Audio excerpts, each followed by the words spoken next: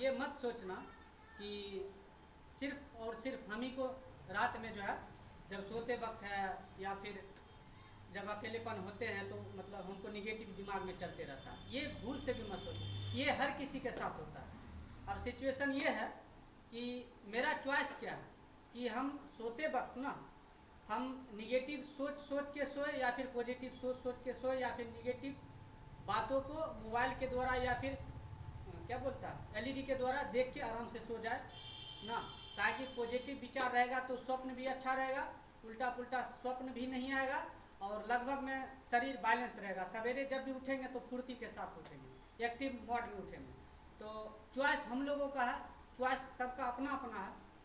और ये बात जो है ना बाबू निगेटिव वाला नेचुरली है और ये इस उम्र में हर किसी के साथ होता है। बस पहला पॉइंट ये याद रखना है कि अपना चॉइस क्या है। अगर इससे छुटकारा पाना चाहता है, यदि सदा के लिए छुटकारा पाना चाहता है तो इसका सोल्यूशन हम नहीं दे सकते, क्या कि ये सदा के लिए सोल्यूशन इसका कभी हो ही नहीं सकता। नेचुरली है, होगा, टाइम टू टाइम होगा ना। तो हम लोगों को क्या करना पड़ेगा, मैनेज करना पड़ेगा। क्या करना पड़ेगा, मैनेज। और मैनेज किस प्रकार से करेंगे, पॉजिटिव थॉट लेके, चाहे पॉजिटिव वाला जो है बुक पढ़ के ना सोते वक्त, या फिर पॉजिटिव चीज़ देख कर या फिर सुन करके सोते वक्त। और कहा जाता है हम लोगों में कि हम लोगों का स्वप्न तभी आता है जब हम लोगों का बिछावन गंदा रहता है या फिर कपड़ा गंदा रहता है या फिर ऐसे ही आके कहीं से आते हैं जाके सो जाते हैं। इस मोड में भी थोड़ा बहुत स्वप्न होता है। अब स्वप्न हमेशा निगेटिव ही आता है, ये तो हम लोगों का चॉइस है, हम लोगों का थिंकिंग प्रोसेस है, या फिर हम जिस फ्रेंड सर्कल में रहते हैं वहाँ का माइंड वॉश होते रहता है। होते होते क्या करते हैं, खाना पीना खा के पता चलता है टोला मोहल्ला में टहलते हैं, उल्टा पुल्टा बात होता है दोस्त लोग में, आके सो जाते हैं। वही बात क्या होता है दिमाग में चलते बनते रहता है, कभी किसी के साथ कभी किसी के साथ, तो दिक्कत हो जाता है। इसलिए उसके बाद वो फॉलो में आ जाता है। तो इसको थोड़ा देखेगा तो अपना विचार को कंट्रोल करेगा तो वैसा नहीं होगा। अभी आप लोगों का दौर है अट्रैक्शन का, आकर्षण का।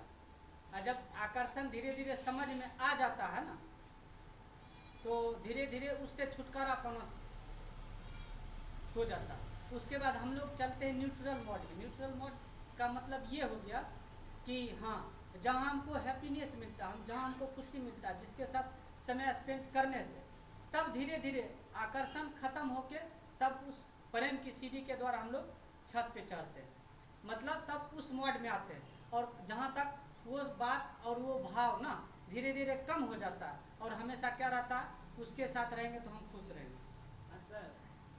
तो उसका स्वप्न जो है ना कुछ अलग तरह का हो जाता है। उसका स्वप्न देखने का मतलब वहाँ जाएंगे तो हम लोग खुश रहेंगे, उसको किस तरह से खुश रखेंगे, तब इस तरह का जो है ना मोड आता है, तब इस तरह का सिचुएशन आता है, स्वप्न आता है।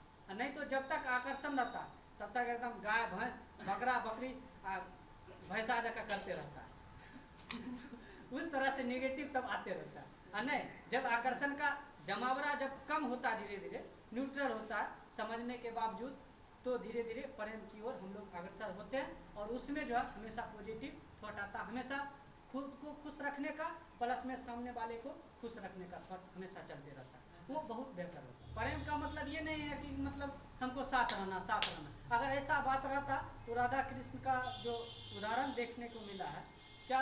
और एक बात और है, प्रेम का मतलब ये भी नहीं है कि प्रेम के शादी के बंधन में बंधना ही पड़ेगा, ये भी नहीं।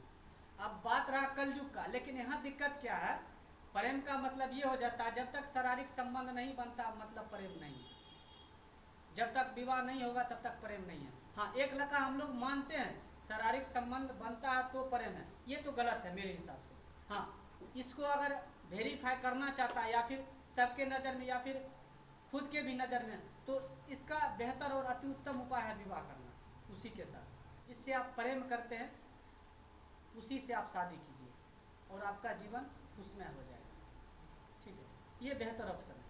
और नहीं तो शादी के बाद तो प्रेम हो ही जाएगा, पक्का है।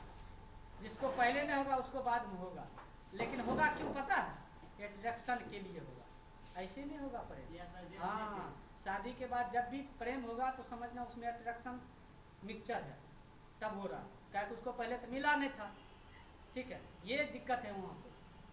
बस इतना ही।